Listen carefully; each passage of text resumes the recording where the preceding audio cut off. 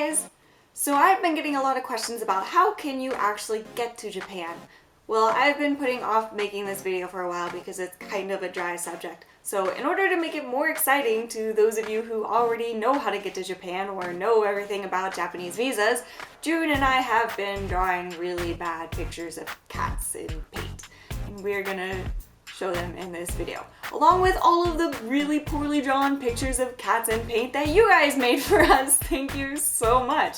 So, alright, let's get to it. First, to get the obvious out of the way, you need a passport. So, get a passport in your country. Good job! Okay, the second thing you need is a visa. A visa is like a little permission slip that Japan will put into your passport that says you can go into their country. There are 4 primary types of visas that all of you will be getting. It will either be a student visa, a work visa, a spouse visa, or a working holiday visa. But before I get into those, first I'm going to tell you how you can get to Japan without a visa. And that is by using the Visa Exemption Program, which is a special agreement between Japan and I believe like 66 other countries, which I will link to down in the description so you can see if you are one of them, that will let you go to each other's country for generally 90 days.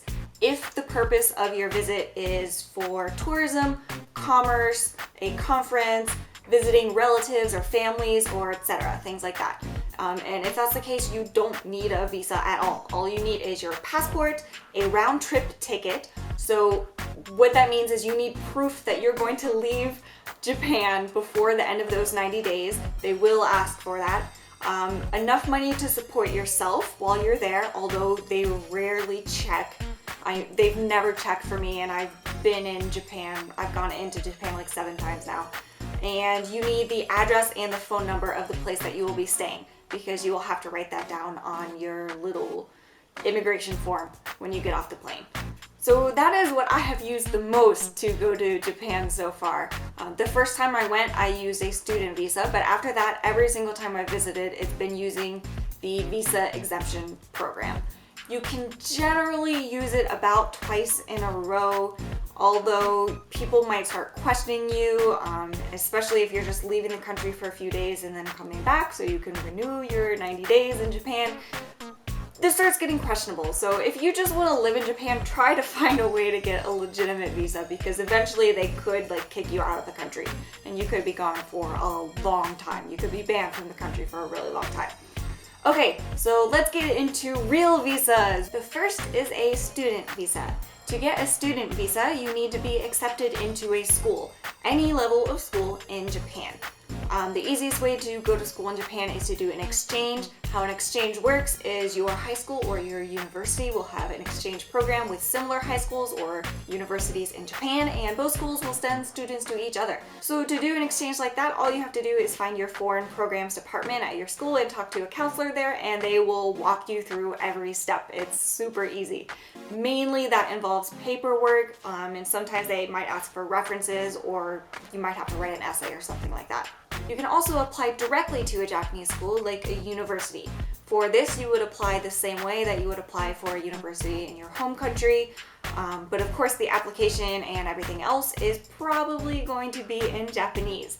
They might also require you to take the JLPT, or Japanese Language Proficiency Test, and get a certain score before admitting you into their university, so that they know you will be able to understand their classes, since they will all be in Japanese. What some students do during university is they will study abroad in Japan, and if they like the school that they studied abroad at enough, they will submit an application to transfer universities and finish their degree in Japan.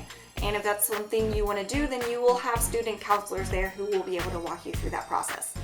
So once you get accepted into a Japanese school like this, all you have to do is submit an application for a student visa, and the school that you're applying to or your student counselor will be able to tell you exactly how to do that. The second type of visa is a work visa. To get a work visa, you have to get hired by a Japanese company. The most common way for foreigners to get a job in Japan is by teaching English. There are a lot of ways to apply for these jobs, the most common being the JET program, although there are also private companies you can apply to, such as Aon or ECC. You can get directions for applying on their websites. Generally, you do not have to be be able to speak Japanese, maybe not even at all. However, they do typically require you to be a native English speaker.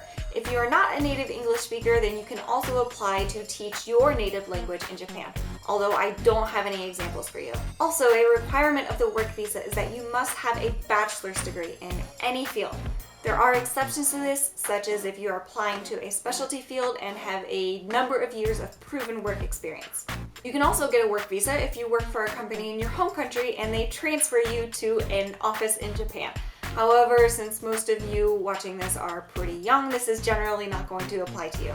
Or if you don't want to teach English, you can apply for jobs in other fields. However, in this case, you are generally going to be competing with Japanese people for the same job. So you should really have a reason why they should hire someone abroad and go through the process of applying for a work visa rather than hiring someone from their own country. But you can look for jobs like this on gaijinpot.com, daijob.com, or jobsinjapan.com.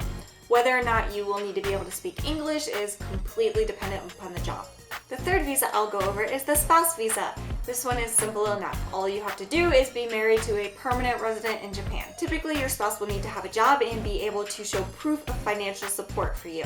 If you are moving from your country to Japan, it doesn't matter if you have a job, your spouse, the person living in Japan, is the one who is going to have a job. You can also try to get someone else to sponsor you, although it doesn't always work because they want your spouse, the person who is living in Japan, to be the one with the job who is supporting you. And finally, I will go over working holiday visas. This is exactly what it sounds like. You go to Japan basically for a holiday, but you also work while you're there. I put this one last because it's not available to Americans. I'm sorry, my fellow countrymen, we can't use it.